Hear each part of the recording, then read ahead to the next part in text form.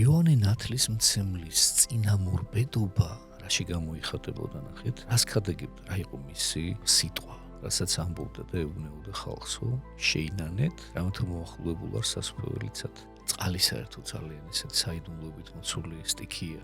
არსად არ არის გამახვილებული, არ წერია არსად, როდის შეიქმნა წყალი. არის საფუძვლიანი მოსაზრება იმასთან დაკავშირებით, რომ ქართული ენა არის დასაბამერი ენა. რომ ეს არის ენა, რომელზეც საუბრობდა კაცობრიობა ვიდრე ბაბილონის გოდლამდე. ყოვლა წმინდა ღვთისმშობელი მაგალითად ქართულ ენაზე საუბრობდა. ისევე როგორც, არა იმიტომ რომ ქართველი იყო, ქართულ ენაზე საუბრობდა, ისევე როგორც მაგალითად ანდრია პირველწოდებული. ნათლის ასარჩევად ერთადერთ რამეს უნდა დავაკვირდეთ ჩვენ. ეს ადამიანი, ვინც გვინდა ჩვენ რომ ნათლიად გამოდგეს ჩვენი შვილისთვის, უნდა იყოს კარგი ქრისტიანი. თურმე მოდლები ესეთები ყოფილან და თურმე მათი ნდობა არ შეიძლება და არ უნდა მიხვიდე და მოდი შენთვის იყავი და გწამდეს ღმერთი. ამით რა ხდება, იცით? ადამიანი, როგორი ადამიანები აკეთებენ ამას, ნახეთ, ვისაც საკუთარი არასწორი ცხოვრების წესის გამართლება უნდა. და ამ გამართლებას ეძებს რა. მოგესალმებით, ეს არის 2026 წლის პირველი ეპიზოდი და ძალიან მიხარია, რომ ეს დაემთხვა ნათლისღების დღესასწაულს. პირველ რიგში ყველას გილოცავთ ამ დღესასწაულს და ასევე ულოცავთ ჩემს ნათლიას, პაატა ნათლისშვილს და მას ჯანმრთელობას უსურვებ, ასევე ულოცავთ ჩემს არაჩვეულებრივ ნათლულებს. რაც შეეხება სტუმარს, დღეს გვყავს სტუმრად ვაკის მაცხოვრის ფერისცვალების სახელობის ტაძრის მღვდელმსახური დეკანოზი მამა საბა. გამარჯობა მამა საბა და თქვენს გილოცავთ ამ დღესასწაულს. მიხარია თქვენთან სტუდიაში სტუმრობ. ჩემთვისაც ძალიან დიდი პატივია თქვენი სტუმრობა და პირველ რიგში რა თქმა უნდა ამ ნათლისღებასთან დაკავშირებით მინდა დავიწყო საუბარი. ჩვენთვის რა თქმა უნდა ეს დღესასწაული არის როგორც ტრადიცია, ტრადიციად აღვიქვამთ, ხო? და ამ დროს ძალიან დიდი დატვირთვა აქვს, შინაარსობრივი დატვირთვა და აი რა საკრალური მნიშვნელობა აქვს ამ დღეს ჩვენთვის. კიდევ ერთხელ მოგესალმებით, გაგახაროთ ღმერთმა დაგლოცოთ, წყალობა და მადლი არ მოგაკლოთ. ნათლისღების დღესასწაული ერთ-ერთი უმნიშვნელოვანესი დღესასწაულია ქრისტიანულ სინამდვილეში ნებისმიერი ქრისტიანისთვის. ნათლისღება ეს არის კარიბჭე, სასუფეველში შესასვლელი, ეკლესიაში შესასვლელი, მოდი ესე ვთქვათ რა, მოდი გავიხსენოთ ჩვენ იოანე ნათლისმცემელი, იოანე ნათლისმცემელს ეწოდება წინამორბედი, ხო? ის ითვლება წინასწარმეტყველთა შორის ყველაზე უპირატესად და ამას ჩვენ უფალი გვიმოწმობს, იმიტომ რომ უფალი ბრძანებს თავად რომ დედათაგან ნაშობთა შორისო იოანე ნათლისმცემელზე უფრო დიდი და უფრო უპირატესი არავინ არ გაჩენილა. თავად ამბობს ამას უფალი. ესენი ერთმანეთს დეიდაშვილებად ეკუთვნოდნენ რა. უფალი ისო და იოანე ნათლისმცემელი. იოანე ნათლისმცემლის წინამორბედობა რაში გამოიხატებოდა ნახეთ? რას ქადეგებდა? რა იყო მისი სიტყვა, რასაც ამბობდა და ეუბნებოდა ხალხსო, შეინანეთ, რამათა მოახლოებულ არ სასუფეველიცად. ანუ სინანული არის წინაპირობა ნათლისღებისა. თუ ადამიანს სინანული არ აქვს, ისე ფორმალურად მის ნათლისღებას არანაირი ფასი არ ექნება და პირიქით ის შეიძლება მისთვის უფრო მეტი სიმძიმე გახდეს და პასუხისმგებლობა გახდეს და ამით კიდევ უფრო მეტად დაისაჯოს მან თავისთავად. სინანული არის კარიბჭე. ნახეთ რას ამბობს იოანე ნათლისმცემელი, რომ ყოველი ხევნები ამოიფსოს, ანუ ყოველი ჩაღრმავებული ადგილიო და ყოველი ბორცვი გასწორდესო. ანუ გზა უნდა მოსწორდეს იმისთვის, რომ იქ უფალი შემოვიდეს. ადამიანის გულზე აქ ლაპარაკი, ხო, უპირველეს ყოვლისა, იმიტომ რომ ჩვენ გულშია ეს ჩაღრმავებებიც და ეს ამბურცულობებიც, ანუ ეს რა თქმა უნდა ალეგორიულად იგულისხმება ეს ჩვენი შინაგანი სულიერი უსწორმასწორობები, ჩვენი შინაგანი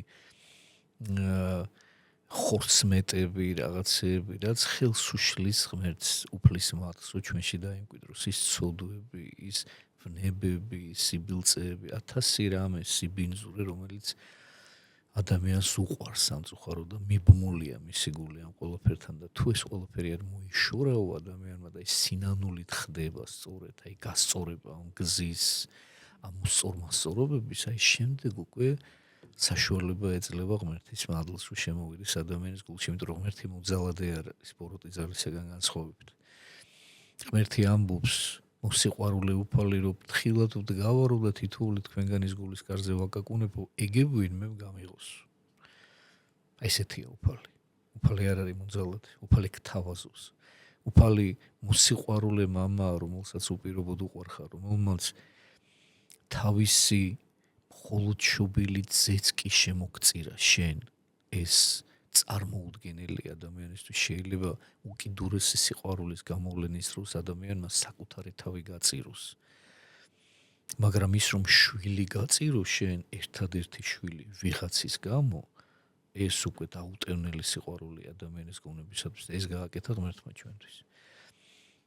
ყველაფერი გაგიკეთა, რასაც ვერ წარმოედგენდი ისეთი რაღაცები გაიკეთა, მაგრამ ძალით ვერ გაცხონებს. ეს შენზეა დამოკიდებული. შენ თუ სინანული არ გაგაჩნია, ისე ვერ გადარჩები. სინანულია გადამრჩენელი და ამიტომაც იყო რომ ივანე ნათლისმცემელი თავისი ნათლისღების წინაპირობად მიუხედავად იმისა რომ მისი ნათლისღება იყო თვითონ წინაპირობა ქრისტეს ნათლისღებისა, ისე როგორც მონათლავდა შემდეგ ქრისტე ამბობს კიდევაც, ხომ მე თქვენ წყლით გნათლავთო. სინანულად, ანუ იმ წყლით განწმენდა ხდებოდა ადამიანის იმ ცოდვებისაგან, რომ სიმბოლურად წყალი გამწმენდელი სტიქია, ხო? ჩემ შემდეგ მოდისო ისო, ვინცო ჩემზე ბევრად უპირატესია, რომელიც მოგნათლავთო სულიწმინდით და ცეცხლით. რომლისო ფეხსაცმლის თასმის გახსნის ღირსიც კი არა ვარ, რომეო.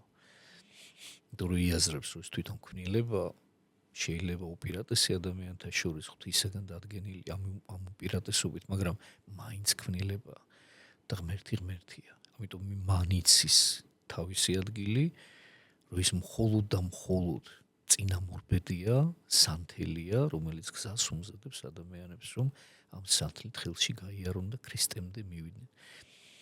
ამდენად, ნახეთ, რამდენად მნიშვნელოვანი არის ნათლისღების დღესასწაული, რომ ადამიანი უნდა იაზრებდეს, რომ თუ კი სინანული არ არის მის გულში, ისე ნათლისღება არ მოხდება, ვერ მოხდება, ნათლისღება დაბადება სულიერი.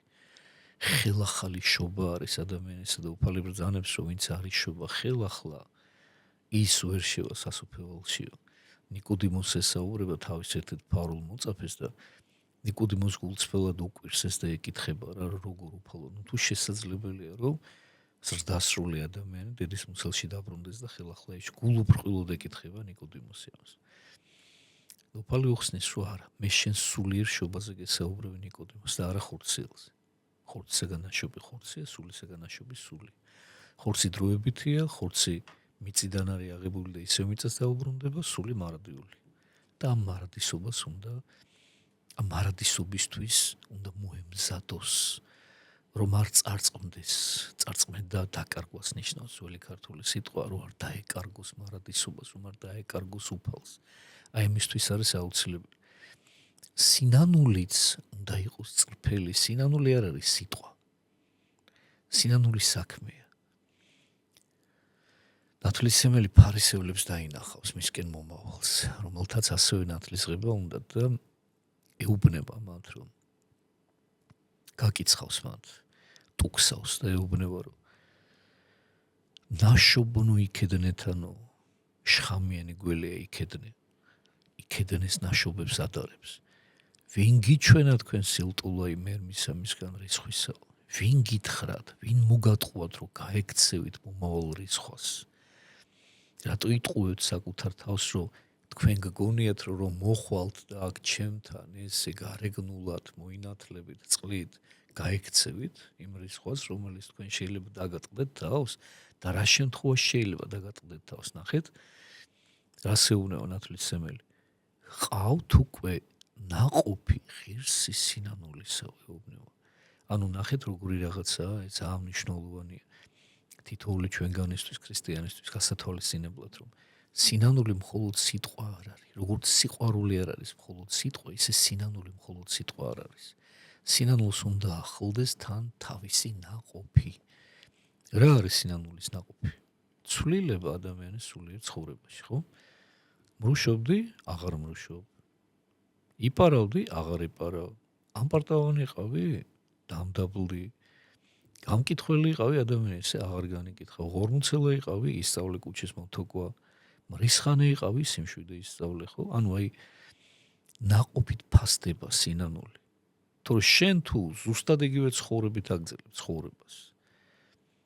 როგორც მანამდე ცხოვრობდი, მაშინ რაში უნდა დაინახოს ღმერთმა შენი სინანული?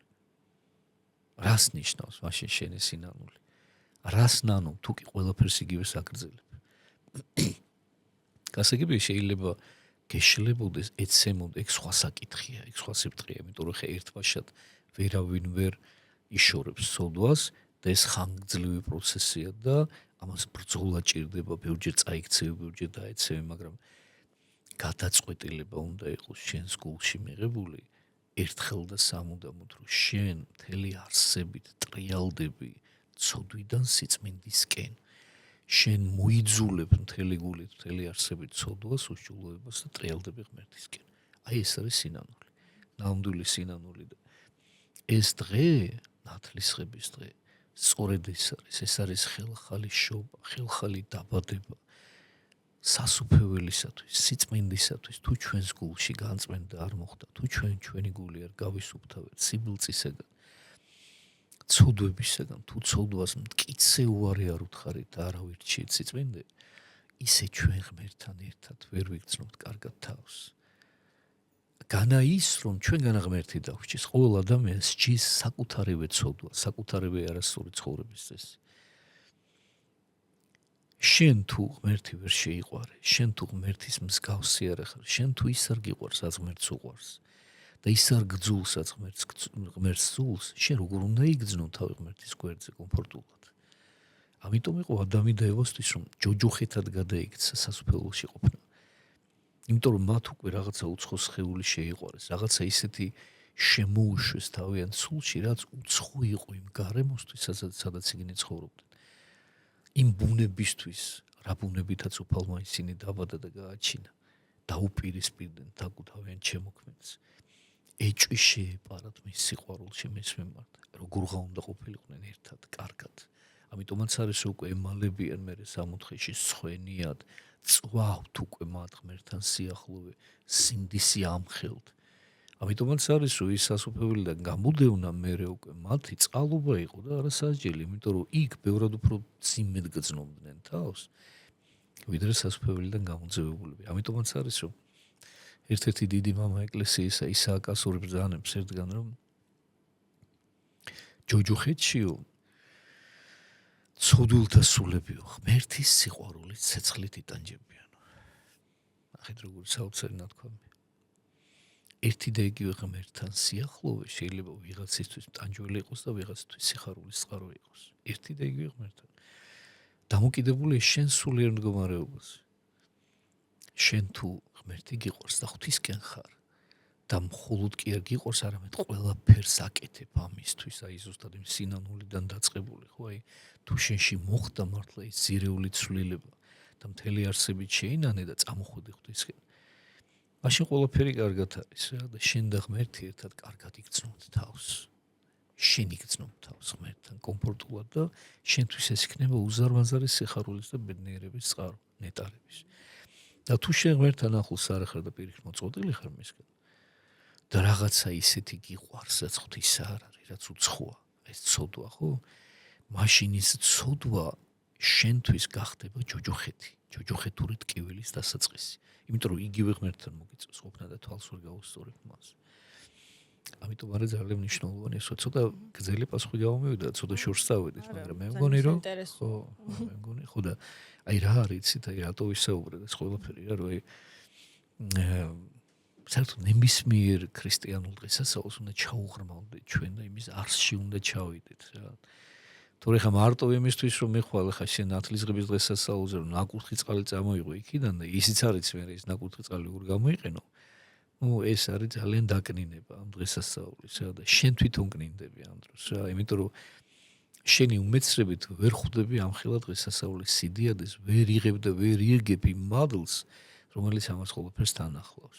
სწორედ ეს იყო ჩემი შეკითხვაც, რომ რამდენად მნიშვნელოვანია რეალურად შინაარსობრივად უფრო ძალიან დიდი კი, იმიტომ რომ აი ნახეთ, ნათლისღების დროს უნდა მოხდეს ძირეული ცვლილება ადამიანის ნათლისღების დღესასწაულზე ის ხო შორის ისევე როგორც ფერიცვალების დღესასწაულზე ხო ერთი და იგივე განწყობით უნდა მივიდეს ადამიანი რომ დატოვოს ძველი ადამიანი საკუთარ თავში და იშვას მასში ახალი იგივე ფერიცვალებისას მოხდეს განახლება მოხდეს დაგმობა დატოვება მიტოვება იმ ძველისა ცოდვიანისა რაც მასში იყო მანამდე და გახდეს ახალი მოხდეს ეს სრული შემოbrunება მისი ღვთისკენ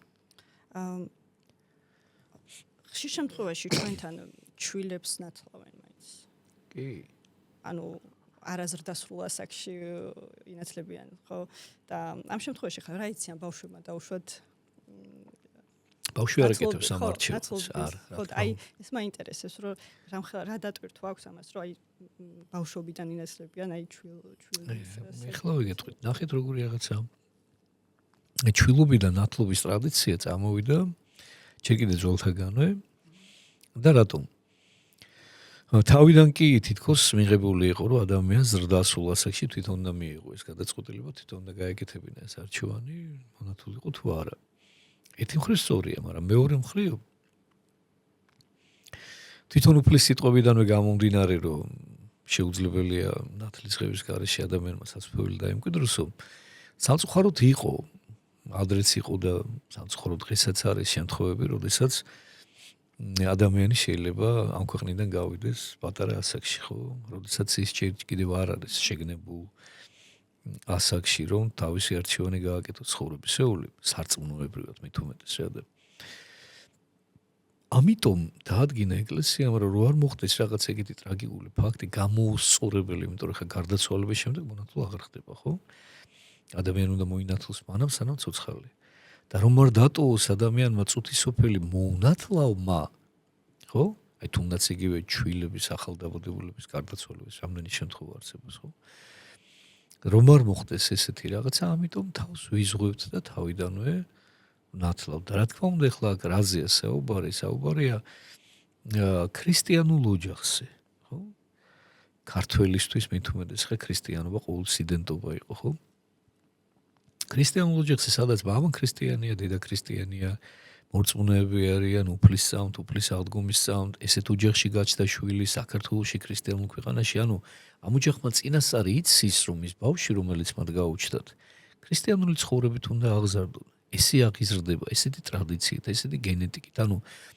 შეიძლება ვიღაცა დღევანდელ ესე ბჭყალებში თავისუფლების და ადამიანების უფლებების დამცველს შეიძლება მოიჩვენოს რომ ეს თქვათ იმ ადამიანის უფლებების დარღვევა რომ აი რატო აძალებ რატო ახო თავს თქვათ იმას რომ ის მოინათლოს და იყოს ქრისტიანი მე ესე არ უყურებ ამას ჯერ ერთი დავიწყოთ იქიდან რომ თუ მაინცსა და მაინც თავისუფლებაზე მიდგა საქმე ნებისმიერ ადამიანს ნებისმიერ ასაკში შეუძლია ისე რომ შეიცვალოს ის თავისი აღსარებლობა და კი ბატონო შეიძლება მშობლებმა მონათლეს თავის დროზე მაგრამ მას შეუძლია უარი თქვას რა თქმა უნდა ეს ძალიან არასასურველია მაგრამ მას ამის უფლება აქვს და სამწუხაროდ ესეთ შემთხვევებიც არის ხო ისტორიულადაც არის და დღესაც ხდება სამწუხაროდ თითოეულა ესეთ შემთხვევები როდესაც ადამიანი ქრისტიანობაზე უარს ამბობს და გადადის თქვათ რაღაცა რომელიმე სხვა რწმენაზე თქვათ ან ისლამზე ან ბუდიზმზე ან ასე შემდეგ ხო მაგრამ მას სინამდვილე საშუალება ისევ რჩება და მეორე მხრივ ძალიან დიდი კომფორტია რომ შენ არ გიწევს ძიება სარწმუნოებისა შენ არ გიწევს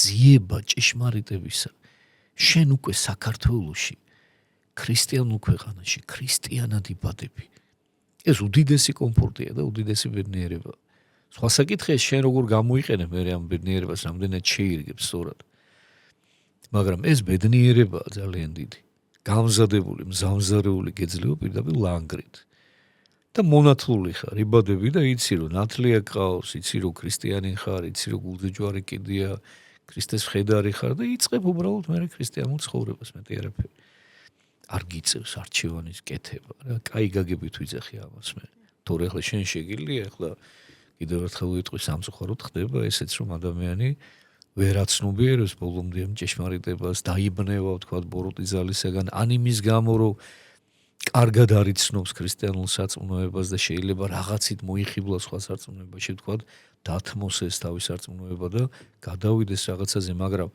ეს იშვიათია ძალიან ისეთ შემთხვევები, როგორც წესი, ქრისტიანი რომელმაც ქრისტეს სიტყვება იცის, არასოდეს და ვერასოდეს ამ სიტყვებას ვერაფერზე ვერ გაცვლის. სხვათა შორის მე ვიცი ადამიანები, რომლებიც თითქოს გაურბიან ქრისტიანობას, მართლმადიდებლობას. პასუხისმგებლობაა და იმიტომ ჩემო კარგო. თუმცა შვილები რო გაუჩნდებათ, მაინც დათლავენ ბავშვებს. მე რამდენიმე მაგალითი გამახსენდა ახლა და ვიცი რომ შინაგანად ეშინია და შინაგანად შიშია შინაგანად. არის მათ რაღაც ქვეცნობია. კი. ესეთი მაგალითებიც არსებობს. კი ბატონო. აი რაც შეეხება ნათლისღების ნაკურთხ წყალზე ნაკურთხი წყალი ახსენეთ და ზუსტად ნაკურთხ წყალზეც არის ხოლმე ესეთი დამოკიდებულება რომ თითქოს იცავს რაღაც ანუ ესეთი სასწაულთმოქმედი არის თითქოს აი სასწაულთმოქმედი. კი მადლმოსილი წყალია ნამდვილად. ეს მეცნიერებად შეამოწმეს. ანუ არის რეალურად ასე. სტრუქტურასაც კი იცვლის წყალი. კი ესია, რა თქმა უნდა მაგას ლაპარაკი. უდიდესი ძალა აქვს ნაკურთხ წყალს, უდიდესი. წყალკურთხევასაც ეძახიან ამ დღეს მეორენაირად, იმიტომ რომ დედამიწაზე ყოფი ყველა წყალი იკურთხება ესე დროს და თვითონ ადამიანიც ეხა ცნობილია რომ 70%-ზე მეტი ადამიანი წყლისაგან შედგება. წარმოიდგინეთ, 70%-ზე მეტი ადამიანის ორგანიზმში არის წყალი. და შესაბამისად ხა მეაქციეთ ყურადღება რამდენად მნიშვნელოვანია წყალი და წყალთან დაკავშირებული ურთიერთობა ადამიანისა წყალთან, ხო? წყალი საერთოდ ძალიან ისეთი საიდუმლოებით მოცული სტიქია. ხოჩურის არსად არაფერი არ არის ნათქვამი ერთ-ერთმა ჩემმა მეგობარმა გამახვილები და ამაზე ყურადღება არც მიფიქრია მაგაზე ხოჩურის მე რომ არსად არ არის გამახვილებული არ წერია არსად როდის შეიქმნა წყალი. ხო ფაქტია რომ ეხა ისიც ღმერთის ქმნილება და ღმერთთან შექმნა, მაგრამ რაღაცნაირი თავდაპირველი სტიქია დასაბამისიერი. არსად არ წერია რომ შექმნა ღმერთმა მიწა, შეიქმნა ცა, შეიქმნა იქ ფრინველები, ცხოველები, ყველაფერი. წყალი როდის შეიქმნა არსად არ წერია. წერია რომ როცა შექმნა ღმერთმა ეს ცა და მიწა იყო უსახურიო, ბნელიო და სული ღვთისა იძროდაო, იქცევდაო წყალთა ზედაო, მაგრამ წყალი როდის შეიქმნა არ წერია რომ წყალი შეიქმნა ღმერთმა. რაღაცნაირი დასაბამისიერი თავდაპირველი სტიქია. ხო და ის საოცარი სტიქია, ეხა მე არ ვიცი, ვერ გეტყვით ხა რა ვერსიები არსებობს, ალბათ არსებობს რაღაც ვერსიები, მაგრამ მე არ მინახავს და არ მომისმენია რა და არც ამიკითხავს და ჩემი აზრი მაქვს ამ ყველაფერთან დაკავშირებით, რომ ძალიან ღვთიური სტიქია. და თვითონ ქართული ენაც ხომ საოცრად ისეთი საიდუმლოებით მოცული ენა და ქართულ ენაში ცოტა შორის აი წყალთან დაკავშირებით ძალიან ბევრი წყალობა მაგალითად ხო რომელიც ღვთისაგან მოდის ჩვენზე მოწყალება რომელსაც ჩვენ გავცემთ თქვა ხა სხვა ადამიანის მიმართ ანუ სიკეთე ყველაფერი წყალს უკავშირდება საწყალი როცა ვიღაცაზე ვიტყვით რაღაცას ხო ადამიანი რომელსაც ეს წყალობა ჭირდება ღვთისა ხო რატოა საწყალი იმიტომ რომ ღვთის წყალობას მოკლებულია თითქოს ხო და ეს წყალობა ჭირდება ქართული ენა ძალიან ბევრ საიდუმლოს ინახავს და სხვა შორის ახლა არ შეიძლება ახლა ეს ცოტა გადახვევა ამ თემიდან მაგრამ მოდი ვთქვათ ესეც რა რომ ძალიან მნიშვნელოვანია ჩვენთვის ეს არ არის უბრალოდ რაღაცა ურაპატრიოტიზმი არამედ ეს რაღაცა მეცნიერების საკმაოდ დიდი ნაწილის არგუმენტირებულად დასაბუთებული თეორიები გახლავთ რა რომ არის საფუძვლიანი მოსაზრება იმასთან დაკავშირებით რომ ქართული ენა არის დასაბამიერი ენა რომ ეს არის ენა რომელზეც საუბრობდა კაცობრიობა ვიდრე ბაბილონის გოდლამდე. ანუ თქვენ იცით რომ ბაბილონის გოდონის მშენებლობის დროს აურია ღმერთმა ენები ადამიანებს. იმისთვის რომ ეს მათი ძალიან ამბიციური და ამპარტავნული ეშვანგისაგან შთაგონებული ჩანაფიქრი სისრულეში არ მოეყვანათ, ხო? სისრულეში ბოლომდე ვერ მოიყვანდნენ, მაგრამ ნუ ეხა გონს რომ მოეყვანა ღმერთს და სინანული რომ მიეცა მათთვის, ამიტომ ენები აურია მათ, ხო? სხვადასხვა ენას დაიწყეს ლაპარაკი, ვეღარ გაუგეს ერთმანეთს და შეწყდა ის მშენებლობა, რასაც აშენებდნენ. ქართველებს ანუ მათ ისტორიულ ებერს ასე ვთქვათ, რომლის შთამომავლებით ჩვენ ვართ ქართველებს, ებერის ტომს ბაბილონის გოდლის მშენებლობაში მონაწილეობა არ მიუღია. ეს არის დაფიქსირებული წმინდა წერილში. და შესაბამისად მათ შეინარჩუნეს ის ენა, რომელზეც საუბრობდნენ. ანუ დასაბამისიერი ენაა, ჩვენი ენა. მე ამას ამაგრებს ის ფაქტიც, რომ ქართულ ენაში ყოველ ბგერას შესაბამისი ასონიშანი აქვს. ხა მრავალი ენა, მაგალითად სიტყვაზე ფრანგულში შეიძლება ერთ ბგერას 3, 4 და 5 ასონიშანი ჭირდებოდეს გამოსათქმელად, ხო? ქართული ენის სრულყოფილება იმაშიც გამოიხატება, რომ ყოველ ბგერას თავისი შესაბამისი ასონიშანი აქვს. ყველა ბგერა არსებობს ქართულ ენაში, თუ კი რამე არსებობს. ამას გარდა კიდევ ნახეთ, არის ასევე ძალიან ესეთი კომპეტენტური მოსაზრება და აბსოლუტურად ვეთანხმები მე ამას, რომ ყოვლა წმინდა ღვთისმშობელი მაგალითად ქართულ ენაზე საუბრობდა. ისევე როგორც არა იმიტომ რომ ქართველი იყო, ქართულ ენაზე საუბრობდა, ისევე როგორც მაგალითად ანდრია პირველწოდებული. რატომ? იმიტომ რომ როდესაც მოხდა წილის ყრა და როდესაც გადაინაწილეს, ასე ვთქვათ, მოციქულებმა ღვთისაგან, რასაკვირველია, რომ ვისად უნდა ეკადაგა, იცით რომ ყოვლადწმინდა ღვთისმშობელს წილად ხვდა საქართველოში გადაგება, ხო? ქრისტიანობის მანაც მიიღო მონაწილეობა ამ წილის ყრაში, უბრალოდ შემდეგ უკვე უფალმა აღარინება, რომ წამოსულიყო ყოვლადწმინდა ღვთისმშობელი საქართველოში, იმიტომ რომ მას არ სურდა, რომ მის დედას რაღაცა მისთვის შეურაცხყოფები და ტკივილები მიეყენებინათ, ისედაც საკმარისი იყო ის ტკივილი და ის შეურაცხყოფა, რაც მან ქრისტეს ამქვეყნიური ცხოვრების განმავლობაში განიცადა და ამიტომაც თავისთან მოუწოდა და ვიცით ჩვენ მე მიძინების დღესასწაული, ხო? და მის მაგივრად გამოაგზავნა მისივე ხატით, რომელსაც დღეს ჩვენ აწყურის ღვთისმშობლის ხატს უწოდებთ, ანდრია პირველწოდებული. ნიშნად იმისა, რომ თავად ყოვლადწმინდა ღვთისმშობელი მოდიოდა აქ საქადაგებლად. და მოგეხსენებათ, რომ მაშინ ახლა ენების სწავლების კურსები არსად არ იყო და უფლისგან ხდებოდა ეს ყველაფერი, როგორ უნდა მომხდარიყო მაგალითად, რომ სხვადასხვა ენაზე მოსაუბრე ადამიანებს გაეგოთ ერთი და იგივე ჭეშმარიტება. ეს მოხდა სულთმოფენობის დროს, ხო? ამ დროს გაცხადდა, რომ მოციქულებმა დაიწყეს სხვადასხვა ენაზე საუბარი.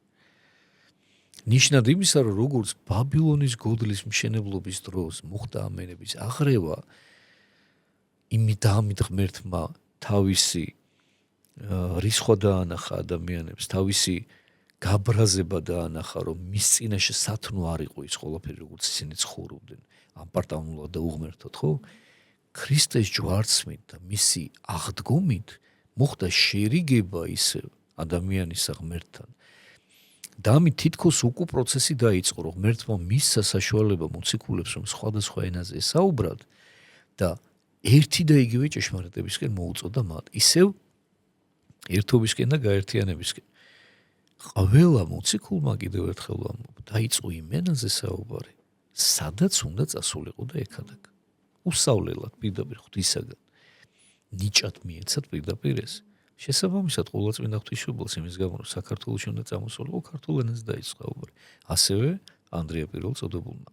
ანდრია პირველწოდებული ბერძნულად კი არ გველაპარაკებოდა, ჩვენ ამ ვთქვათ ებრაულად და თარჯიმანი კი არ ახლდა მას, არამედ ქართულად საუბრობდა.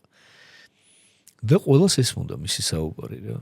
ესეც ძალიან დიდი ნიშანია ჩვენთვის, ხო? რაც ქართული ენის რაღაცა ღვთაებრიობის და რაღაცა საოცარი წარმომავლობის და ამის გარდა კიდევ ერთი ფაქტი მოხდა, რომელიც ერთ-ერთმა ჩემმა მეგობარმა მღვდელმა მიამბო. ესეთი რამე მომხდარა, რომ რუსულ გადაცემაში რასა დროდის, რომ ეწოდება შემეცნებით გადაცემაში დაუსვათ ესეთი შეკითხვა. რა ენაზე საუბრობდნენ ადამი და ევაო სამოთხეში? და ერთ-ერთ ადამიანს უპასუხია რა, რომ ქართულად. რუსმა უპასუხა. და ამას მოყვა თურმე მაშინვე კომენტარი, სწორი პასუხიაო. მიაქციეთ ყურადღება. პასუხი სწორიაო. რუსულ გადაცემაში, რაცა დროდში ხდება ეს ყველაფერი რა. სწორი პასუხია, ოღონდ დაასაბუთეთო. რა არგუმენტიდან გამომდინარე ამბობთო ამასო რა. და არგუმენტი ყოფილა ესეთი რა, მე როგორც მოვისმინე ამ ჩემი მეგობარი უძლისაგან იმას ხვევი რა. არგუმენტი მოყვანა ესეთი, რომ ერთადერთი ენა, რომელშიც მდედრობითი და მამრობითი სქესი არ არის. და თავიდან ესე შექმნა უმერთმა ისინი რა და აი მოკლედ აი რას მოვაყოლეს ყველაფერი ჩვენ ძალიან ბედნიერი ადამიანები ვართ. არა მხოლოდ იმიტომ რომ ქრისტიანები ვართ, არამედ იმიტომ რომ ქართველები ვართ. და ქართველი ქრისტიანები ვართ და ქართველისთვის ქრისტიანობა იყო ერთადერთი სწორი იდენტობა. მე ეს ამბებჯერ მithქვამს ხოლმე რა და ეთერშიც ბევრჯერ მიხსენებია რა, ჩემი საყვარელი ასე ვთქვათ ამბავია ეს რომ ქართველისთვის ჯული გაიგივებული იყო ქრისტიანობასთან და ქართულობასთან. ქართულს რო კითხავდი რა ჯულის ხარო ქართველი ვარო პასუხობდა. მისთვის წარმოუდგენელი იყო რომ შეიძლება და ყოფილიყო ქართველი და არა ქრისტიანი. თუ ქრისტიანი, თუ ქართველი ადამიანი ჯულს იცვლიდა, მას უკვე ქართველად, სულყოფილ ქართველად ვეღარ აღიარებდნენ. თუ მაჰმადს მიიღებდა, ამბობდნენ რომ გათათრდა, თუ კათოლიკობას მიიღებდა, ამბობდნენ რომ გაფრანგდა. ნახეთ? აი ესეთი რაღაცა ხდებოდა რა, ამით მე რა თქმა უნდა, არავის შეურაცხყოფას არ ვაყენებ, ვენაცვალე ყველა არაქრისტიან ქართველს და მოუწოდებ მათ, რომ ერთად ვიყოთ და თუნდაც ეს ქართული გენეტიკა გვაერთიანებდეს, მაგრამ ისტორიულად ჩვენ თუ გადავხედოთ ქრისტიანობას, ხო? და საქართველოს ისტორიას, ქართველი ადამიანისთვის თამაში არაფერი დასამალი და სათაკიო და მუსარიდებელი ქართველი ადამიანისთვის ყოველთვის თავისი ისტორიის განმავლობაში რაც მან ქრისტეს ჯული შეემეცნა, იდენტობა იყო ქრისტიანობა. და ამან მოიყვანა საქართველოს დღემდე. ეს არის ფაქტი, ისტორიული ფაქტი. დათლისღებას რომ დაუკავშიროთ სხვათაშორის ახლა რასაც საუბრობდით, ქონია თუ არა შემთხვევა, როდესაც სხვა ხსარებლობის ადამიანები მოგინაცვლავთ? რასაკვირველი? და ანუ რამე განსაკუთრებული სხვა შეგრძნება თუ არის ამ შემთხვევაში, როდესაც არის რა თქმა უნდა, კი, რაღაცა სიხარულის შეგრძნება უფრო მეტი რა, რომ აი როგორ ძნობ რომ ღმერთმა ადამიანი აი რაღაცა ისეთი გზა გაატარა და ისეთი რაღაცები მოახდინა მის ცხოვრებაში, რომ მოიყვანა ქრისტიანობის ჭეშმარიტების აღიარებამდე. და ეს რა თქმა უნდა ძალიან დიდი სიხარულია ხომ. ანუ აი ამ დროს როგორი რაღაც ხდება იცი თითქოს გულში და რომ შენი სიხარული ღმერთის სიხარულს უერთდება რა და რაღაც საოცარი რამეა რა. ნათლიებთან დაკავშირებით მინდა კითხოთ, ხშირად არის ხოლმე რომ ნათლიებს ირჩევენ თავიანთი შვილებისთვის რაღაც ასე ვთქვათ დანათესავებისთვის და რეალურად რა კრიტერიუმები უნდა იყოს იმისთვის რომ ავირჩიოთ ნათლია ჩვენი შვილისთვის.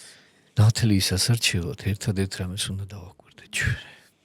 ეს ადამიანი, ვინც გვინდა ჩვენ რომ ნათლიად გამოდგეს ჩვენი შვილისთვის, უნდა იყოს კარგი ქრისტიანი. მეტი არაფერს არ უნდა მიექციო ყურადღება. თვითონ უნდა იყოს კარგი ქრისტიანი იმისთვის, რომ მან შეძლოს, რომ შენი შვილის მაგივრად ღმერთს პირობა აღთქმა დაუდოს, რომ მისის კაი ქრისტიანი გაიზრდება და მერე მან ეს პირობა შეასრულოს. არაფერი მეტი არ არის ყურადღებაში მისაღები. ის რომ თქვათ ლამაზია, ცნობილია, ფულიანია, გავლენიანია და ამის გამო გინდა შენ მისი დაახლოება და დანათესავება, ეს არის მოდი პირდაპირ ვიტყვი ანგარება. ესმის და ეხლა არ შეიძლება ესეთი რამე, ესეთი ურთიერთობა არ შეიძლება. ანგარებით არ უნდა მიუდგე ადამიანს რა. ნათლიად უნდა ერჩიო ადამიანი მხოლოდ და მხოლოდ იმის გამო, რომ ის შენთვის სამაგალითო ქრისტიანია და ის რომ შენი შვილი ჯერ პატარაა და თვითონ არ შეუძლია ღმერთს შეპირდეს, რომ განეშორება ეშმაკისაგან და შეუდგება ქრისტეს, აი ამ აღთქმას მის მაგივრად აძლევს უფალს ნათლია. და იმ ნათლიას ამისი რესურსი შინაგანი ხო უნდა გააჩნდეს კაცო. ეხლა ჩვენ მაგალითად ნათლებს ყოველთვის უტარებთ ხოლმე ერთგვარ პატარა კატეხიზაციას და ვეკითხებით ხოლმე ყოველთვის რომ ცხოვრობ შენ თვითონ ქრისტიანულად. შენ რო გინდა რომ ეხლა ამ ბავშვის მაგივრად ღმერთს შეპირდე, შენ თვითონ ხარ შემდგარი ქრისტეს გზას? შედგომილ ხარ ქრისტესა? ცხოვრობ ეკლესიური ცხოვრობით, ყავს სულიერი მოძღვარი, ნანობს შენ ცოდვებს, ესწრები წირვალოცებს, ხარ მაზიერებელი, აღსარებელი, მონანული ადამიანი. თუ არა ხარ, როგორ აძლევ შენს თავს უფლებას, რომ მოხვიდე და ღმერთს შეპირდე, რომ ეს პატარა ბავშვი გაიზრდება კაი ქრისტიანი და შენ ამისთვის ყველაფერს გააკეთე. შენი თავისთვის ვერ გიშველია. კურნალო განიკურნე თავითვისი უფალი გეუბნება. შენი თავისთვის ვერ მიგიხედია ისე როგორც საჭიროა. შენ არ ცხოვრობ ეკლესიურად, ცოდებში ხარ ჩაძირული. და ღმერთს პირდები სხვის მაგივრად რუის გაიზრდება კაი ქრისტიანი? თუმცა ასეთი არ ვიცი სრულწმენა დავარქვათ თუ რა შეიძლება ვთქვათ, რომ თითქოს უარის თქმა არ შეიძლება, როდესაც ყველია ეს. ხო ესე კი არა. ყველია. არ დაიჯერო ჩემო კარგო არა. პირიქით. ყოველთვის უარის თქმა ჯობია, ვიდრე ის რომ შეპირდე ღმერთს და არ შეასრულო მე ის დანაპირები. მით უმეტეს ბავშვის გამო. არავითარ შემთხვევაში. და ისიც ყოველია რომ რაღაც 7 მონათლული თუ გეყოლება ცხონდები და რაღაც სისულელი. პირიქით. რაც მეტი ნათლული ყავს, მეტი პასუხისგებლობა გაქვს მე რა ღვთის წინაშე. ისე აი ეკლესიურობა და რწმენა რამდენად განსხვავდება ერთმანეთისგან, ანუ შეიძლება იყო ეკლესიური და შეკითხოს, კი ბატონო, მივხვდი შეკითხოს. არ იყო რა თქმა უნდა, მოდი ესე ვიტყვი. ისნიერი ადამიანი ესე თუ არა ხარ, კი ბატონო, რა თქმა უნდა, შესაძლებელი.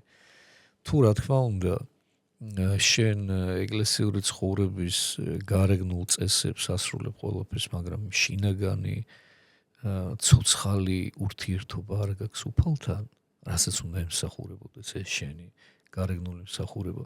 ემსგავსები ზუსტად იმ ფარისევლებს, რომლებიც ქრისტეს პერიოდში ცხოვრობდნენ და რომელთაც უფალი ყოველთვის ამხელდა და რომელთაც გააკრეს ქრისტე ჯვარზე. ზუსტად ემსგავსები იმ ადამიანებში. არანაირი განსხვავება მე თქვენ შორის აღარ არის. თქვენ ისეთ რომ აი სწორედ ესეთმა დღევანდელი გაგებით რომ შევხედოთ რა ეკლესიურმა ადამიანებმა გააკრეს ქრისტე ჯვარზე. ეკლესიურმა ადამიანებმა, იმ დროინდელმა ეკლესიურებმა. ამიტომ ეკლესიურობა, რომელსაც თან არ ახლავს შინაგანი სულიერი ღვაწლი და შინაგანი ცოცხალი ურთიერთობა და სიყვარული ღმერთისადმი, დამღუპველი შეიძლება აღმოჩნდეს ადამიანისთვის. იმიტომ რომ ეს მხოლოდ მის თვითკმაყოფილებას კვებავს, დამპარტავნებას და კიდევ უფრო რთული საშველი ხდება ესეთი ადამიანი, ვიდრე ის, ვინც აშკარად არაქრისტიანული ცხოვრებით ცხოვრობს. ამიტომ გადამწყვეტი მნიშვნელობა აქვს, რომ გარეგნული ეკლესიურობა თანხვედრაში იყოს ადამიანის შინაგან სულიერ განვითარებასთან და ამისთვის კიდევ ძალიან მნიშვნელოვანია, რომ ადამიანს ყავდეს თავისი სულიერი გზამკვლევი მეგზური, რომელსაც ქვია სულიერი მოძღვარი და ემორჩილებოდეს მას. ესეც არ უნდა იყოს სიმბოლური, არამედ უნდა იყოს იმ მოძღვრის მორჩილებაში, უნდა ითვალისწინებდეს მის სიტყვას და ასრულებდეს. რაც შეეხება ეკლესიას, თვითონ ადამიანი, როდესაც მიდის ეკლესიაში, ხშირად არის ხოლმე ალბათ ჩემი აზრით, აი მოძღვრის პიროვნული თვისებები რაღაც გადამწყვეტი იმისთვის, რომ ძალიან მნიშვნელოვანი. და ასევე ბევრისთვის მით უმეტეს, როდესაც აი ესეთი გარდატეხის ასაკში არიან, მათთვის რა თქმა უნდა ძალიან მნიშვნელოვანია ზოგადად დამოკიდებულება ხო მათ მიმართ და ამ შემთხვევაში შეიძლება ზუსტად აი არასწორმა დამოკიდებულებამ უარი ათქმევინოს ეკლესიაზე. მით უმეტეს, როდესაც ესე გარშემო მუდმივად ხდება შავი პიარი, ასე ვთქვა და არსებობენ კიდეც რეალურად ეხა ეკლესიაში სამწუხაროდ ისეთი ადამიანები, რომლებიც ამის ცუდ მაგალითსაც იძლევიან და ცოცხალი საზოგადოება ეკლესია და ბუნებრივია ესეც იქნება, ასეც იქნება. მაგრამ ანუ მათზე აკეთებენ სწორებას, რომ აი ესე რო ხდება, რა თქმა უნდა, ხო, მთელი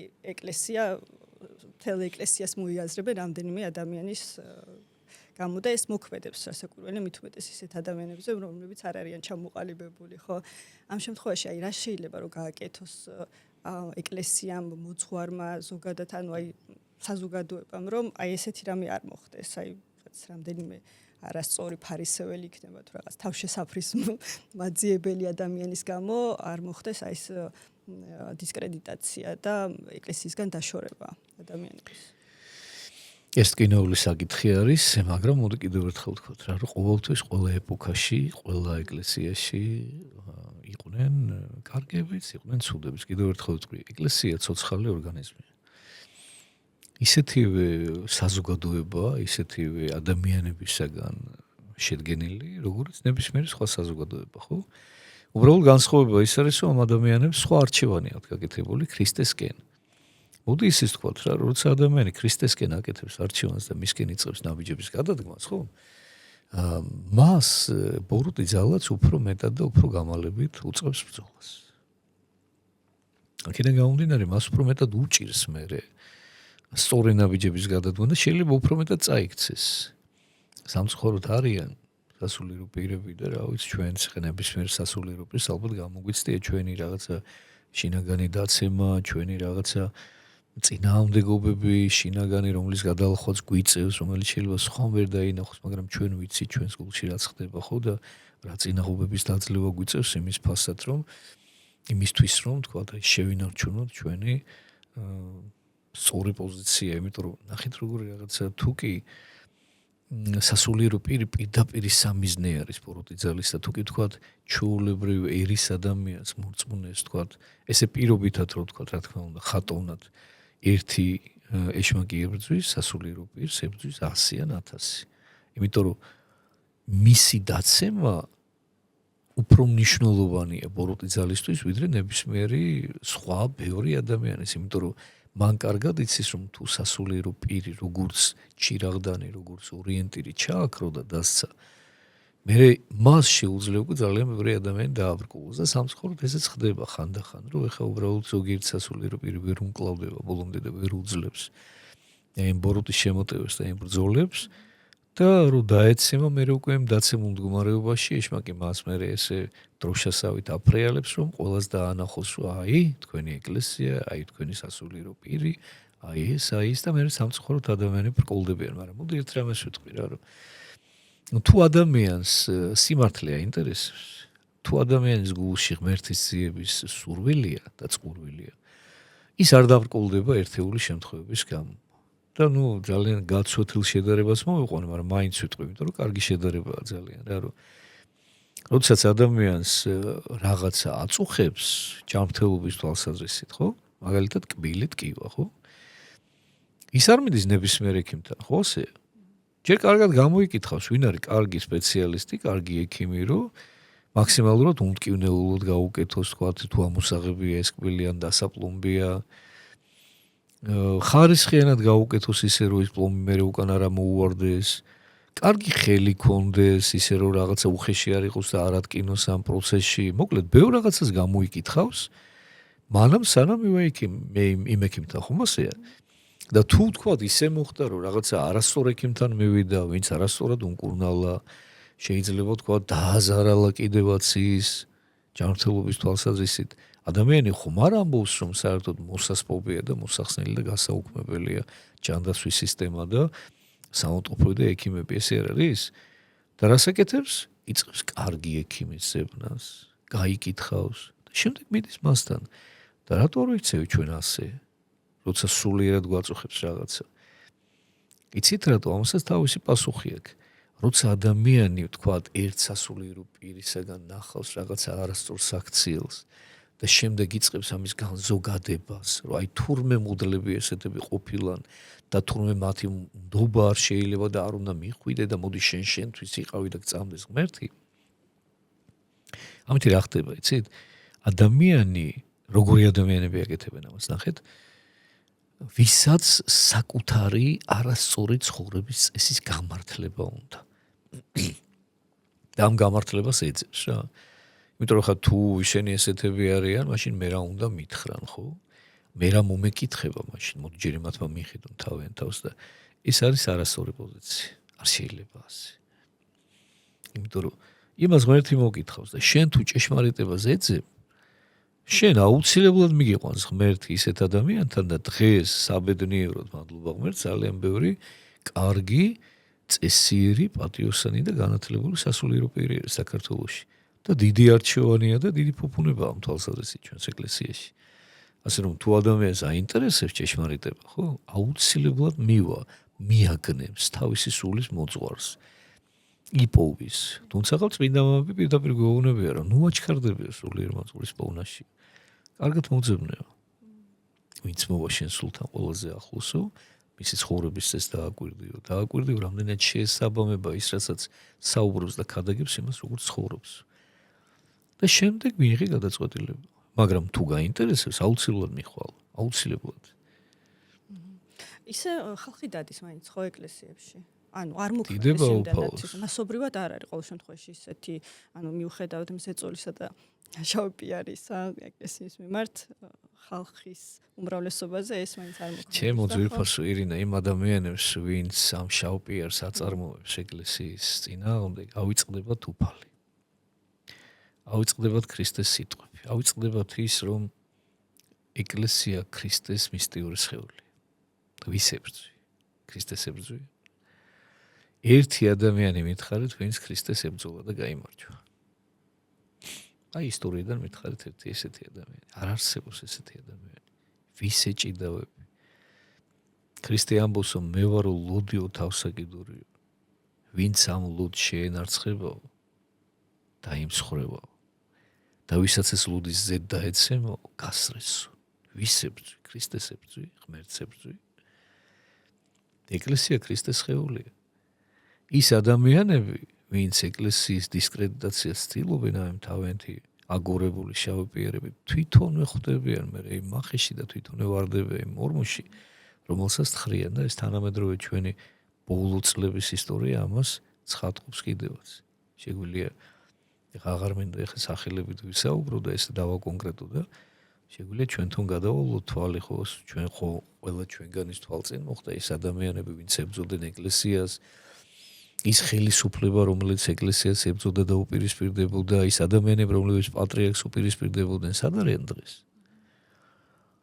ვისაც უნდოდა რომ ეკლესია აღგვილიყო პირისაგან მიწის აღარ დავასახელებ კონკრეტულ ადამიანებს და პირდაპირ გვემუქრებოდნენ სად არიან დღეს ეს ადამიანები იმიტომ რომ მათ ვერ გათვალეს ერთი რაღაც რომ ისინი ჩვენ კი არ გვიპირისპირდებოდნენ კონკრეტულ პიროვნებებს ისინი ებრძოდნენ ეკლესიას უფალმა კი ბრძანა მე კლდეზე ვაშენებ ჩემს ეკლესიას და სატანა და ბჭენი ჯოჯოხეთისანი ვერ მოერევიან მას ვერასოდეს ესეც ხდება 20 საუკუნეზე მეტია 21 საუკუნე უკვე ქრისტეს ეკლესია არსებობს მიუხედავად გააფთრებული ბრძოლებისა მიუხედავად ძალიან ბევრი გაბოროტებული ადამიანის სურვილისა რომ აღარ არსებულიყო ქრისტეს ეკლესია დღეს მაინც ვართ დღეს მაინც ვარსებობ ეს ციქნება ვიდრე ქრისტეს მეორედ მოსვლამდე აუცილებლად იმიტომ რომ ეს უფლის სიტყვები უფალი კი ბრძანებს რომ ცადა ქვეყანა შეიძლება წარხდეს და ჩემი ნათქვამი არც ერთი სიტყვა არ გარდავა და ყველაფერი აღსრულდება ისე როგორც თქვი ასეც არის მით უმეტეს ჩვენი ქვეყანა ალბათ თავის ისტორიის მანძილზე სულ ამ ბრძოლებში არის და აქამდე მოვედით ეს არის ჩვენი ცხოვრება ხო ილია ჭავჭავაძე რო ამბობს რომ პირდაპირ ამბობს ამას რომ საქართველოს ისტორიას რო გამოაცალო საქართველოს ეკლესიის ისტორია უცარელი ფურცლები დარჩება გადაჯაჭულია ჩვენი ერის ისტორია ეკლესიის ისტორიასთან მთელი ჩვენი ისტორია ილიაზე უკეთესად ვერავინ ვერ იტყვის ამას ქრისტე ჩვენთვის ეცვა ჯვარსო და ჩვენ კიდევ ქრისტესთვის ვეცი ჯვარს ქართულმა კაცმა ბოლომდე გაითავისა შეისხორცა ქრისტეს ჯული და მისთვის ცხოვრობს ესეა დღემდე ამან მოგვიყვანა ჩვენ დღემდე ჩვენ ეს გვინდა თუ არ გვინდა ამას თვალი უნდა გავუსწოროთ და მე მიხარია ძალიან რა რომ აი რაღაცა დღევანდელი ჩვენი ხელისუფლება ეხლა სხვაჩურს ამ საახალწლო მილოცავს უსმენდი რა რომ აი პრეზიდენტი საახალწლო მილოცვას პრემიერის პარლამენტის თავმჯდომარეს სამივე გაამახვილა ყურადღება ქრისტიანულ სარწმუნოებას ეს ძალიან კარგია ძალიან კარგი მე არც ერთ ხელისუფლების აპოლოგეტი არ ყოფილვარ რა და ეს ყველამ კარგად იცის მე კარგად მიცნობს მაგრამ მე მიხარია როცა ხელისუფლების უმაღლესი წარმომადგენლების მხრიდან აქცენტირება კეთდება იმაზე რომ ჩვენი გადამრჩენელი ყოველთვის იყო ქრისტეს სარწმუნოება და ეს სწორია ასია ეს უნდა ვიცოდეთ ყველამ ჩვენ და რაც უფრო კარგად გავიაზრებთ საქართველოს მთელი მოსახლეობა ამას და ყველანი ერთად შევუბრუნდებით ქრისტესკენ სინანულით, აი რომელსაც ნათლისღების დღესასწაული შეგვახსენებს კიდევ ერთხელ და გავალდებულებს რომ შევინანოთ ჩვენი წარსული, ჩვენი ცოდვები, ჩვენი კიშპობა ერთმანეთის მიმართ გაუტანლობა, შური, ერთმანეთის კვლა, გაუბედურება, ჩვილების მოწყვეტა, ამ ყველაფერს რომ შევინანებთ ერთად მთელი ერი და შევთხოვთ უფალ შენდობას, პატიებას, ყველაფერი დავაგდება და გვეშველება. როგორც დღემდე მოგვიყვანა უფალმა ეს ერთი ციცქნაერი ამ ურთულეს გეოპოლიტიკურ მდგომარეობაში ისევ იქნებით ბოლომდე კიდევ უკეთესად. ქართველი ადამიანისთვის ეს ფასეულობები რო ძალიან მნიშვნელოვანია, დასტურია ალბათ იმისა, რომ თუნდაც ჩვენ ქვეყანაში ახლა მშვიდობა მიუხედავად იმისა, რომ რეგიონში და გარშემო ყველგან ომია. თუმცა ხო ყველგან ცეცხლიანია. მიუხედავად ცეცხლისა, ხო ეს დააყენეს პირველ რიგში ჩვენი. მადლობა ღმერთს.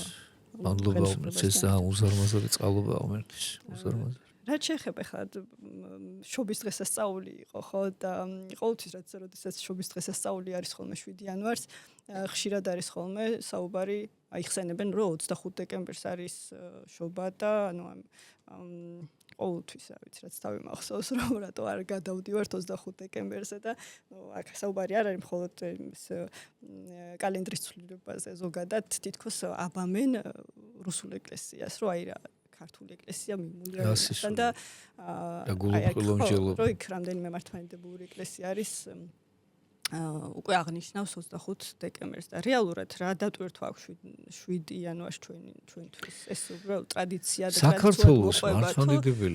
საქართველოს მართლმადიდებელი ეკლესია მისდევს იულიუსის კალენდარს.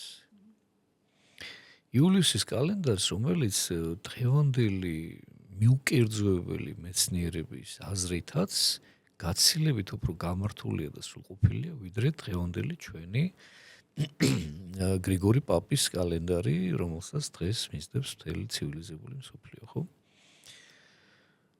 მით უმეტეს პასკალის ანგარიში კიდან ხდება აღდგომის და ყველაფრის, ხო, ანუ შეჯერებული კალენდარი, ხა მე ამ საქმის სპეციალისტი არ გახლავთ, მაგრამ მაგალითად არის ჩვენს ეკლესიაში არაჩვეულებრივი პიროვნება დეკანოზი ბიძინა გუნია, ჩვენი მეგობარი, რომელმაც ეს საკითხი ძალიან ღრმად გამოიკვლია და წიგნის გამოუშვა ამასთან დაკავშირებით, კალენდართან დაკავშირებით და აი ამ კალენდრების ერთმანეთთან შეფარდება, შეჯერება, ხო, როგორ ხდება, რანაირად და აქვს აი საფუძვლიანად განხილული ეს საკითხი და ვისაც აინტერესებს ეს საკითხი, მე ურჩევ ყველას რომ წაიკითხოს ამ ბიძინას ეს ბროშურა. და იქ ამოწურო პასუხებს იპოვის კალენდართან დაკავშირებულ შეკითხვებზე. ეხლა რაც შეეხება 7 იანვარს, ხო? ვინ თქვა რომ 7 იანვარს არის შობა? ეს არ არის 7 იანვარი. ეს 7 იანვარი მხოლოდ გრიგორის კალენდრით არის. თორე სინამდვილეში იმ დღეს, როდესაც ჩვენ შობად ვზეიმობთ, არის 25 დეკემბერი იულიუსის კალენდრით. ისევე როგორც 1 იანვარს არ არის 1 იანვარი თუ კი იულიუსის კალენდრით ვიმსჯელებთ. არამედ არის მაგალითად 18 დეკემბერი თუ 17, რა ვიცი, რამდენიც უწევს ახლა 14 უკან. 13 დღით. ასე რომ ესე არ უნდა შევხედოთ ჩვენ. და ეხა ის რომ ეხა დღევანდელი ცივილიზებული მსოფლიო გადასული არის გრიგორის კალენდარზე და ჩვენც ეხა საერო ცხოვრებით ეხა დღეს მაგალითად ვინც არ უნდა შეგვეკითხოს ჩვენ ვიტყვით რომ არის თქვათ ის რა რიცხვიც არის დღეს, ხო? მაგრამ სინამდვილეში თუ ჩვენ ეკლესიურად ვიმსჯელებთ, ხო? უნდა ვიანგარიშოთ, მე მაგალითად აი რა მახსოვს, იცით რომ ეს ხო მარცისე დიდი ხნის წარსული არ არის, ხო? აი მაგალითად ბებია ჩემი, მამაჩემის დედა, გარდაიცვალა 93 წელს. ხო და მანამდე, ანუ უახლოეს ამბავს გეუბნებით რა. ბავშვობიდან მოყოლებული მე რომ მახსოვს ჩემი თავი რომ ჩავდიოდით ხოლმე სოფელში ვსაუბრობდით რაღაც, ხო? ბებია ჩემი აზროვნებდა ძველი კალენდრით. რო შეეკითხებოდით ეს არის ხვეო, ძველზე ამდენიაო გეტყოდა. აი ეს ხდება აგერ მე-20 საუკუნეში. ასე რომ ადამიანები ეს ძველი ქართველები და ძველი ადამიანები და მე კიდევ ერთხელ გეუბნებით აგერ ჩემი ბებიის თაობაზე ვლაპარაკობ და ბაბუის. ძველი კალენდრით აზროვნებდნენ. ის უფრო იცოდნენ რომ ის გაცილებით უფრო ნამდვილი იყო. აი მაგალითად იგივე გაზაფხულის დადგომა. ისინი არ ელოდებოდნენ 1 მარტიდან უკვე გაზაფხულს არ აღიარებდნენ, იმიტომ რომ იცოდნენ რომ ჯერ არ იყო გაზაფხული დამდგარი. ელოდებოდნენ 14 მარტიდან გაზაფხულს. და იქ კიდე 3 დღე ნასესხებიო და 17-დან იწყებოდა უკვე რა. ნამდვილი გაზაფხული, თორე მანამდე ისინი თვლიდან რომ ჯერ ზამთარია. ნათლისღებასთან დაკავშირებით ერთი შეკითხვა გამახსენდა, ესეც სრულწმენა თუ არა, რომ ნაძვის ხე უნდა ავიღოთ 19, ანუ ნათლისღებამდე და არის თუ არა ეს რეალობასთან კავშირში თუ ეს რეალობასთან კავშირში არის მხოლოდ იმდენად, რამდენადაც უკვე ახალი დღესასწაული შემოდის რა, უბრალოდ რა და მეტი არაფერი. ხო. რომ ეხა შობის დღესასწაულს უკავშირდება, ასე ვთქვათ, ეს ნაძვის ხედა, ეს სიხარული, ხო? და ეხლა რა კი უკვე შობის დღეები მიილია და უკვე ახალი დიდი დღესასწაული მოვიდა ნათლისღების სახით, ხო? ამ მთელი წელი ხო არ იდგება ეს ნაძვის ხედა, აი რაღაც მომენტში ხო უნდა იყო და უბრალოდ დაამთხვიეს ამას, რა, რომ რა კი უკვე ახალი დღესასწაული შემოვიდა, თითქოს აი საეკლესიო წარგზავნასთან ერთად იმ შობის დღესასწაულისა, იმ ნაძვის ხედასაც ასე ვთქვათ, ვისტუმრებთ და ვეულდებით უკვე შემდეგ წელს, ხო, რაღაც საშობო ნაძვის ხედა ხელახლა დავდგათ რა და თორე ესეთი კატეგორიული აგრესია არ არის. არაფერი აბსოლუტურად. მე მაგალითად ძალიან არანაირი ესეთი საეკლესიო ცენზურა ამასთან დაკავშირებით არ არსებობს. მე კარგად მახსოვს მაგალითად ბავშვობაში რომ ერთ სული მქონდა ხომ იმდენად მიყვარდა ეს დღესასწაული, ნუ მაშინ ახალი წელი ხა შობა მაშინ იმდენად ჩემს ბავშვობაში არ იყო იმდენად მნიშვნელოვანი დღე, იმიტომ რომ მე მოგიხსენება ცოტა კომუნისტების პერიოდში გავიზარდე, მაგრამ მე შევიმეცნე რა თქმა უნდა ეს ყველაფერი და ისე მიყვარდა ხოლმე ნაძვის ხედა, ყველაზე ადრე ვდგავდი ხოლმე. ნუ ჩემ კლასელებთან შედარებით ყოველ შემთხვევაში მე რაც მახსოვს, რა ვიცი. შეიძლება ვიღაცა უფრო ადრეს გავდა, მაგრამ მე რაც მახსოვს. და ვიღებდი ხოლმე ძალიან გვიან. ჩემ დაბადების დღეს, მარტის ბოლოს. მედგა ხოლმე რა და ეხა ვინ დაგიშლის გედგას კაცო.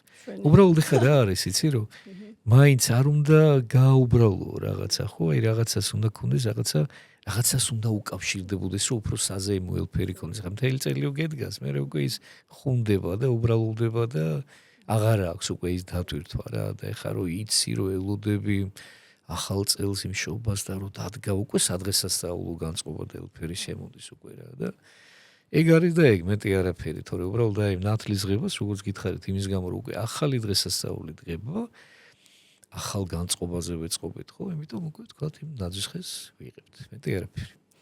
ეხლა პირადად თქვენზე რო ვისაუბროთ, ესეთი შეკითხვა მაქვს, რომ თქვენ როგორც ვიცი, სასულიერო აკადემიაში რომ ჩააბარეთ, მანამდე ფიქრობდით ექიმობას, ხო?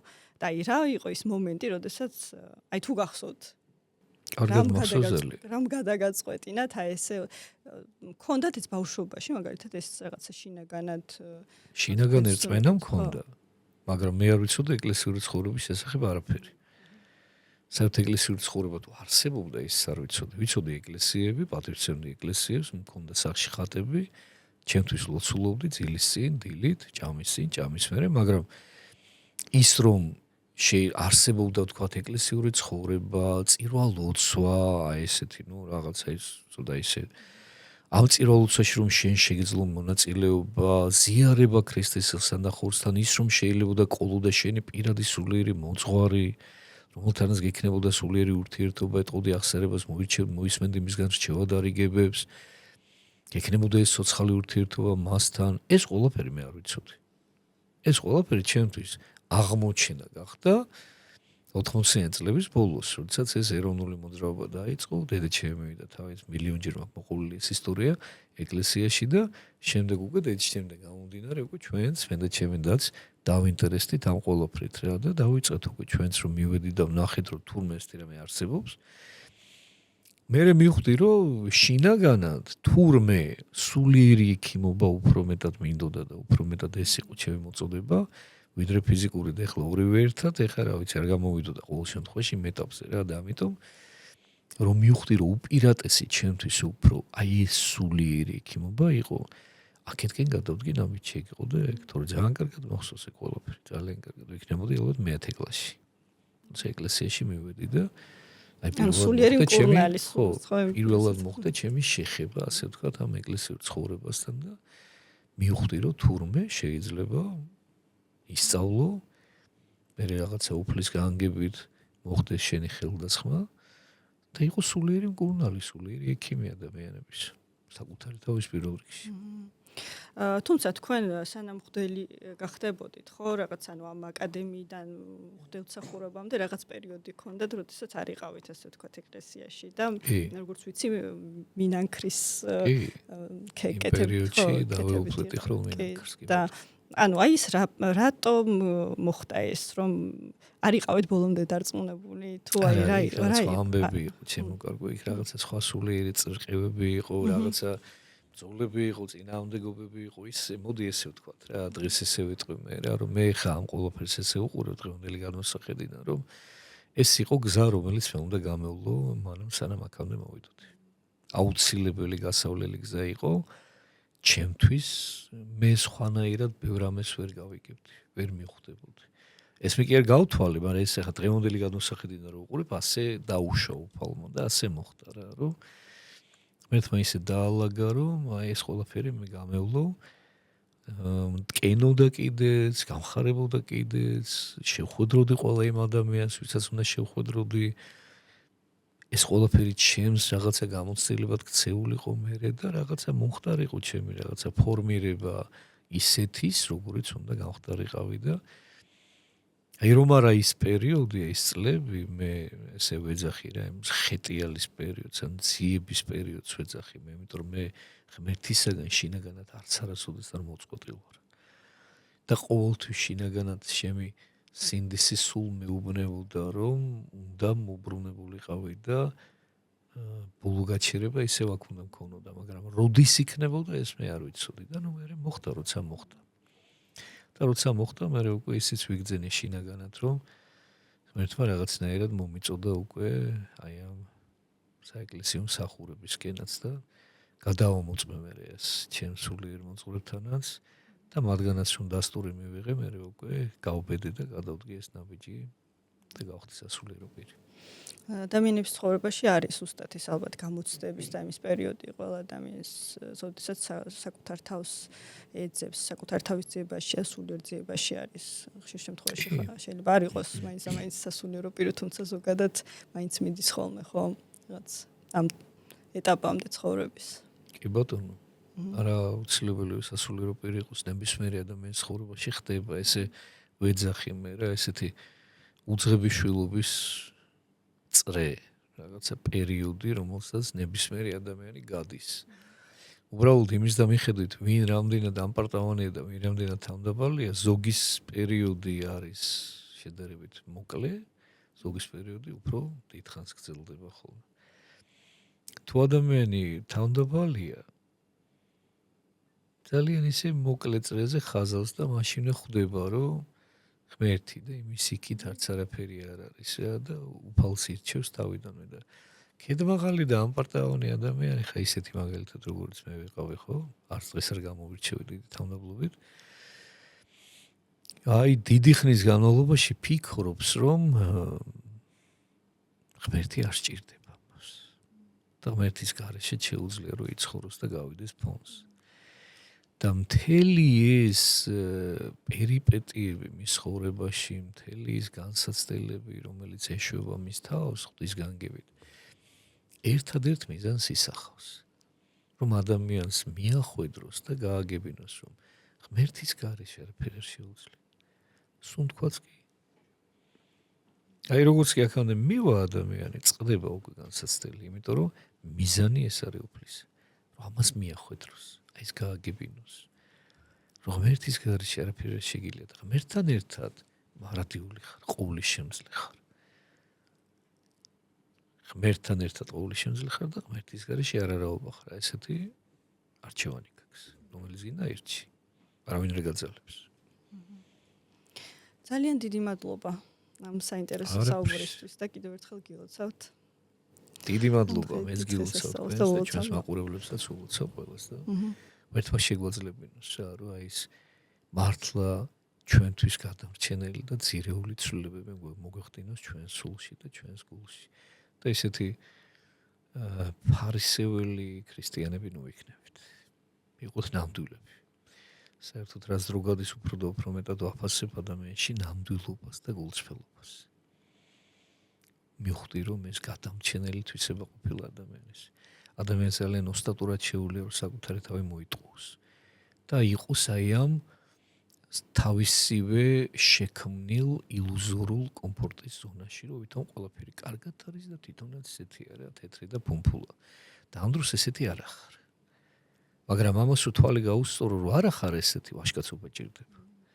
და ეს უნდა გააკეთო აუცილებლად. აი ამას რო გააკეთებ, აი მე რეიწყება უკვე შენი ნამდვილი სიცოცხლე და ნამდვილი ცხოვრება. ღმერთმა შევგაძლებინოს ყველას ეს. ვიყოთ კარგი ქრისტიანები. ვიქნებით მე კაი ქართველებიც. ნამდვილად. გაგახაროთ თქვენ. დიდი მადლობა თქვენს მოწვევისთვის.